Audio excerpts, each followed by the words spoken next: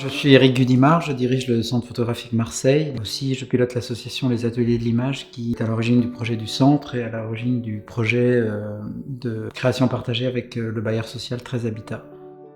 C'est un projet qui est né de la volonté du bailleur social de créer une synergie avec les habitants.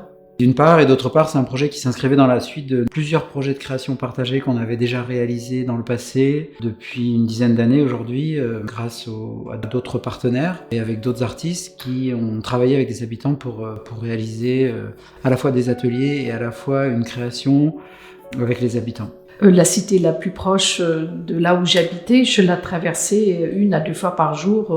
Et donc cette cité était depuis 2010 dans le patrimoine de 13 Habitat. Est une ancienne de deux anciennes cités SNCF. C'est une entrée intéressante dans le projet, enfin une entrée qui m'intéresse, de lier l'histoire de la SNCF à l'histoire du logement social à la ville. Et c'était plutôt une rencontre, un démarrage de projet très, très heureux.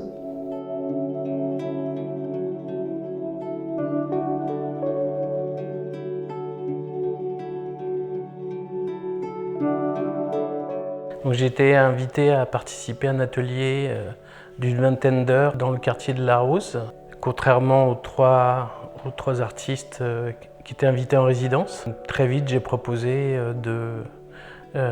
d'organiser des balades photographiques avec 2 groupes d'âges différents. Le but étant à la fin de pouvoir faire une rencontre photographique avec toutes les photos réalisées entre les 2 groupes et surtout de pouvoir échanger sur ces photos et sur aussi se raconter les histoires et des balades et de 2 groupes différents et se faire rencontrer en fait des groupes d'âges différents.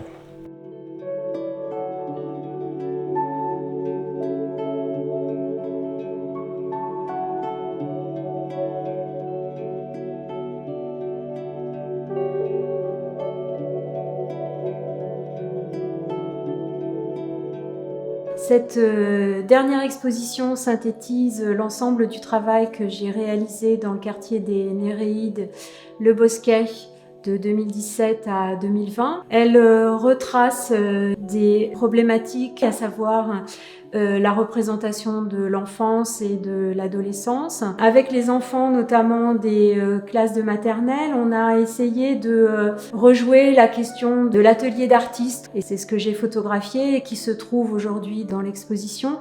Avec les adolescents du collège, c'est davantage une sorte de petit exercice démocratique où en fait la question était de comment on fait un portrait ensemble, de façon collective, où chacun trouve une place et en même temps on accorde une à l'autre.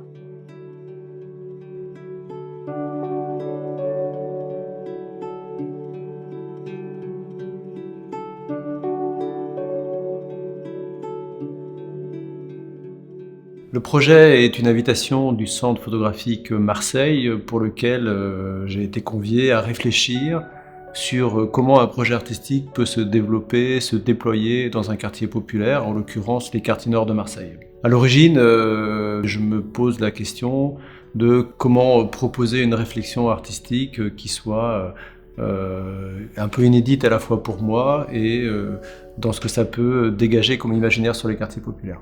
Et j'ai proposé de m'appuyer sur cette figure animale pour entamer une relation qui permette de faire émerger une discussion sur autre chose que l'habituel discours difficile sur ces quartiers populaires, l'espace public. L'animal me garde est un film réalisé avec Pauline Boyer qui raconte ma traversée de cette relation que nous entretenons avec la présence animale. Il est construit à partir de plusieurs matériaux. Le premier, c'est un récit, une écriture qui s'adosse à différents moments de cette traversée-là. Et puis c'est un film qui est travaillé par Pauline Boyer au niveau sonore, qui crée une profondeur, des perspectives et qui éveille notre curiosité et notre imaginaire, qui accompagne un troisième matériau qui est un ensemble assemblé dans un carnet de recherche.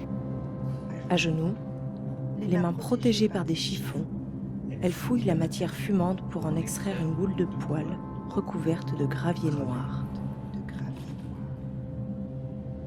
Le chat hagard ressemble à une pierre de lave. La scénographie de l'exposition a été organisée par Jean Schneider, qui a joué un rôle très important dans le projet puisqu'il l'a coordonné pendant plus de 3 ans. Pour l'exposition, il a sélectionné un ensemble de documents d'archives et fait une compilation des dates importantes de l'évolution du logement social en France.